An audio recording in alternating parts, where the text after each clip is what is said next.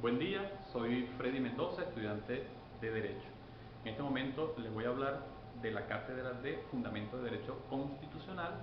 El tema específico es clases y formas de constitución.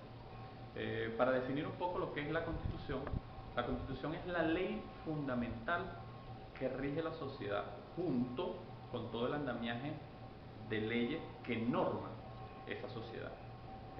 Haciendo énfasis en que la Constitución tiene supremacía por el resto de las leyes de esa misma sociedad, ¿no? Hablando un poco de historia, la Constitución nace en la Edad Media precisamente para tratar de controlar a los burgos y garantizar derechos sobre el pueblo.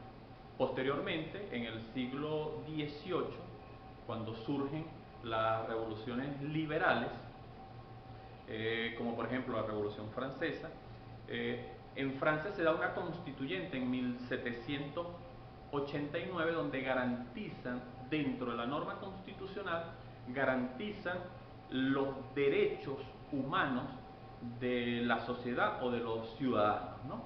Y aparte de eso declaran en un articulado de la norma constitucional, declaran que si no está garantizado los derechos de los ciudadanos y la separación de poderes no está determinada, no existe constitución. Esa declaración se hizo vigente en el siglo XIX y actualmente es tomada muy en cuenta para la elaboración de las diferentes constituciones. Ahora bien, la clasificación de las constituciones se da de la siguiente manera. Las constituciones materiales o normativas son aquellas que dentro de su contenido tiene la norma que rige esa constitución. Y la constitución formal o nominal es aquella donde tiene definido cuál es la manera de elaborar la propia constitución o de modificarla o reformarla. Allí es donde nace aquella clasificación, que es la clasificación de acuerdo a la dificultad de modificación o reforma, que se da aquellas que son rígidas o flexibles. Dentro de las rígidas existe unas que son muy rígidas, que también son denominadas por algunos autores como pétreas, que son las que no existe manera de modificarlas. Las rígidas son básicamente las escritas que para su modificación tienen un procedimiento que es superior a la elaboración o modificación de leyes ordinarias en el Parlamento.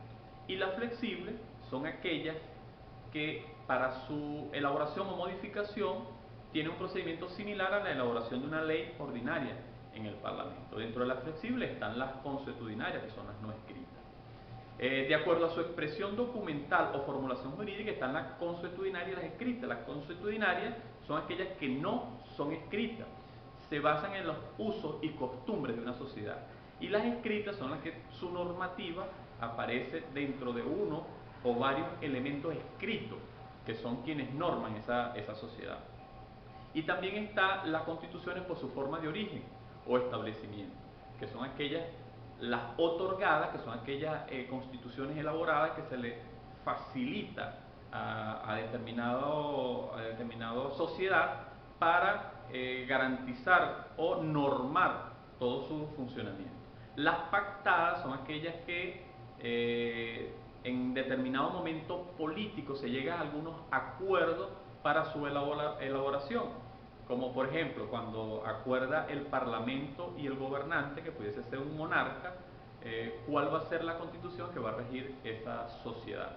Las impuestas son aquellas que, si bien hayas o no participado, estés o no de acuerdo con la misma, tienes que aceptarla. Como por ejemplo cuando un parlamento la elabora y es impuesta a los gobernantes. Y la de soberanía popular son aquellas constituciones que para su elaboración o modificación tienen que ir a una consulta popular, o sea que es el pueblo quien aprueba la vigencia o la elaboración de esa constitución.